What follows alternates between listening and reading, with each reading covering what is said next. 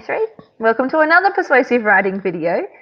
Today, this one is all about editing, because we're going to be editing the piece of work that you did yesterday, the draft that you wrote. Now, just to remind you, the topic that we've been working on, our topic has been being famous would be the best thing in the world. Now, by now, you already have decided if you agree or disagree, and you've already planned your writing because we did that on the Oreo template. I'll just go forward so you can see. We did that on the Oreo template. Yesterday, you spent your time putting your reasons and examples into a draft. You had your conclusion with your main point at the end, which was in the video yesterday as well, your O, your opinion. And you worked on including very strong language, words of high modality like definitely and will. And we talked about paragraphs. We talked about having a new paragraph for each new argument. Today, we got up to the point where we're going to remember to check. We're going to be checking the spelling and punctuation, that our sentences make sense, that our reasons are strong, and that we've gone through our writing. Just a reminder that this is what you filled out first, then you wrote your draft based on this, and now you're going to be editing it. Now, today we're going to be using cups. Now, I'm hoping that this sounds very familiar because we actually used the cups system to edit our narrative at the end of last term.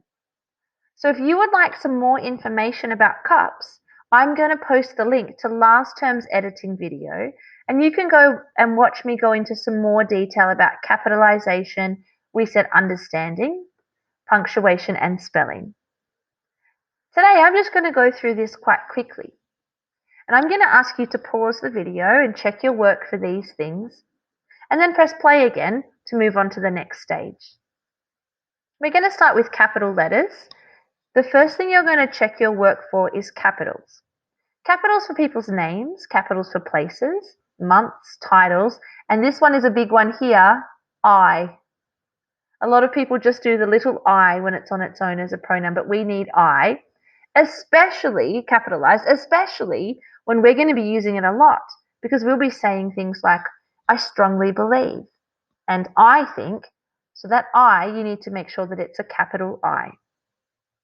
Also make sure that you have a capital at the start of each sentence. Teachers don't want to read your work without the capitals because we've told you here to go back and edit for capitals.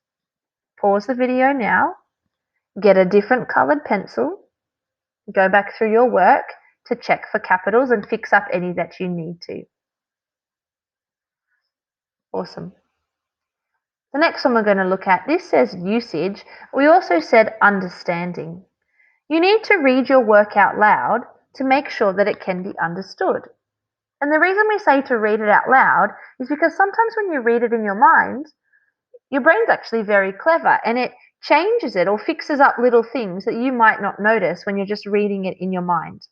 When you say it out loud, you can then hear any mistakes, any nouns and verbs that don't match correctly. For example, you might have written, the dog chased the ball, instead of the dog chases the ball in one of your sentences. And when you're reading it, you don't notice that you've left the S off. But as you're saying it out loud, you hear that it doesn't make sense, that it can't be understood easily, and so you fix it up. So the second step of our editing process is to pause this video and to read your work out loud. Now, I would say read it to somebody else. If you have no one to read it to, record yourself reading it on Seesaw and then listen to it back to see that it makes sense. Pause the video now and go check for understanding. The next one, the P is punctuation. You need to check for periods, that's full stops. You need to check that your rhetorical questions have question marks at the end. You need to check that any point you're trying to get across strongly, that is very strong in what you're trying to say, has an exclamation point.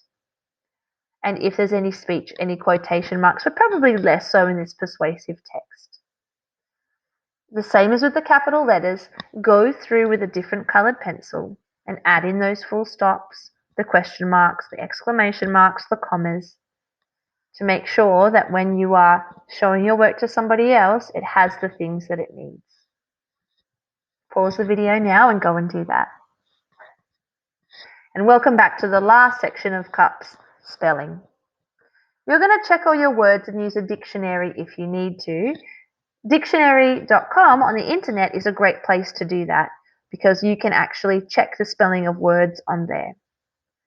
So the first thing to do with spelling is to go through and put a circle in your coloured pencil, with your coloured pencil, around any words that you think don't quite look right. Then go to dictionary.com and type them in, and it will give you the proper spelling of those words. Go through now and check your work for proper spelling. Awesome. So you've now done your capital letters, checked for understanding, usage, checked your punctuation, and checked your spelling. If I've gone through that too quickly and you're not quite understanding what I'm asking you to do, make sure you watch the other editing video where I go into it in a lot more detail. The other thing that I want you to check for now that you've done CUPS is I want you to have a look at the transition words that you're using.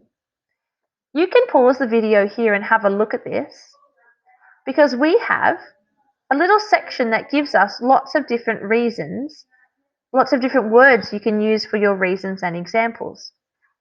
So this here is the O. That's for state your opinion. Some great words to start that with would be like I believe or in my opinion. That'd be a great way to start. Check your O. That's your opening paragraph, your opinion, and check how you've started it. See if you could find one of these that would make it a little stronger. When you provide your reasons, your first paragraph should start with a transition word. So you should use first or first of all, one reason, to begin with, to start. They'd all be great ways to start your very first reason. In your second paragraph, or it'd be your third paragraph, but in your second paragraph with your reasons, these would be great transition phrases to use. Second, the second, also, another reason is, the next, in addition. Use one of those to start your second reason paragraph. And then your paragraph which has your last lot of reasons. Third, finally, lastly, the final reason, the last, the most important. They'd all be great ways to start your last reason, your last paragraph there. So we have our first paragraph, here is our opinion. Our second paragraph starts our first reason, our second reason, our third reason, each in their own paragraph. And then at the end, we restate our opinion. And here are some great ways to start your final paragraph. All in all, as you can see clearly, obviously, therefore, in conclusion, to sum it up, to summarize, you could choose one of those to start your final opinion paragraph with. I also want you to go through and have a look to see if you're using words that are very strong, words of high modality, and remember they're words like these ones. Certainly, never, must, will, clearly, definitely, is, very strong words. If you read through and find that you're using a lot of words like might, should, often, may, perhaps, you can change those words to be words of high modality, and that will make your piece of writing more persuasive. And lastly, go through and have a look how many rhetorical questions you have throughout. And if you don't have any, now would be a great time to add one in. They would go really well with your reasons and your examples. And remember, a rhetorical question is something that's asked just for effect or to emphasize a point. You don't expect the person to answer the question. You're just trying to get the person reading to really think about your opinion. For example, how would you feel if your home was littered with rubbish? That's an example of a rhetorical question. Once you've done those things, you would have edited your text.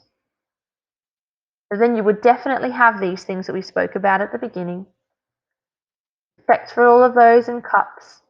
You've checked your transition words and your words of high modality, and you looked for rhetorical questions.